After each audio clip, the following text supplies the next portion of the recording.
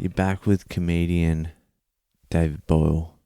Comedian friend of mine who also quit drinking recently. I think he did 60 days. He had a drink on the weekend and we were messaging each other and he was like, I heard you had quit drinking as well. How are you finding it? I'm like, it sucks. He's like, yeah. How were you feeling? Did you feel better? I'm like, oh, it's a bit up and down, but yeah, I feel better. He's like, yeah, I was just sitting there going, I don't even feel better at all, so I'm just gonna fucking drink anyway. And then I replied, yeah, to be honest with you, I feel no better at all. And if anything, I feel fucking worse. That's the truth. That's the truth.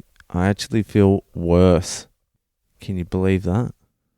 Can you believe that you thought quitting drinking was going to be the answer to all your problems, and then you realize it actually makes the problems worse? Do you reckon anyone would quit if they told you that? They told you, no, you're going to feel like shit for a substantial amount of time. How long? Indefinitely feel like shit. I suppose the only benefit is you don't wake up feeling like shit. So you wake up, you feel alright, you're like, whew, at least I'm not hungover. And then the day beats you down. The day beats you down like a motherfucker.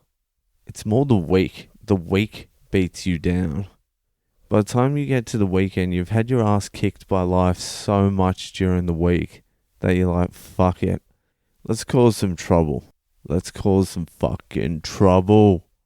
That's what I miss. I miss the troublemaking. That's the double-edged sword. I miss the troublemaking and I don't miss the troublemaking. This is one of those reflections on drinking episodes. Because day to day now, it's probably worse than when I was drinking. I can't seem to get excited about anything. My excitement levels towards life are almost zero. There are little things that get me excited, but that top level excitement is gone. Even like this podcast. This podcast has quite a few listeners now, and the listenership keeps on going up every day.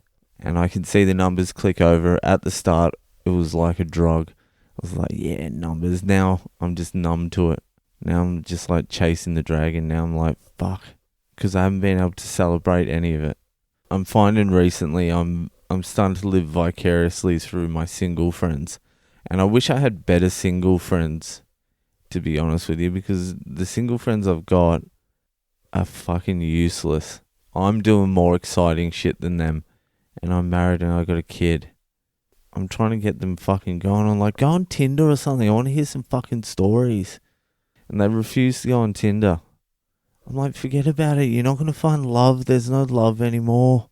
Just fuck. That part of being human where you need other human connection, like love and connection, that got bred out in the last 2 generations. Just Tinder.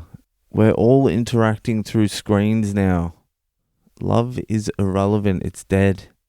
It's probably not dead, but I don't want to hear about the love stuff. I want to hear about the fucking.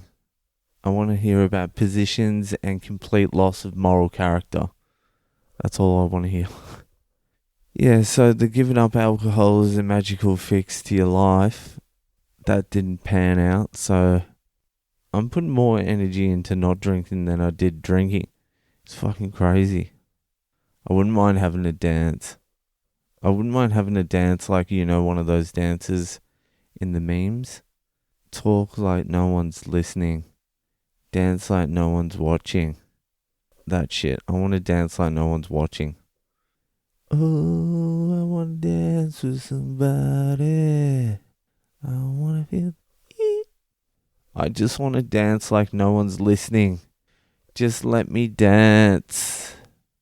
Maybe I should take up dancing. Maybe I will take up dancing. What kind of dancing would I do? What kind of dancing am I into? I'll start breakdancing. I'll just start hanging out with a troupe of Asian breakdancers in the city. I'll be the guy who carries the stereo. I'll be the fat guy who carries the stereo. Have you noticed when you see those breakdancing crews?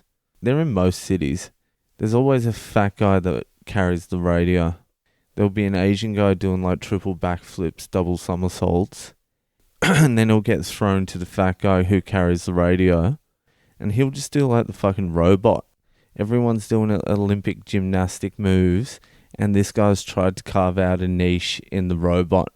And you can see the crowd of people who are walking past with their Big Macs and their Asian drinks with those fucking pearls in the bottom, who have stopped to watch the dancing troupe, and they're like, fat guy with the radio, can you fuck off?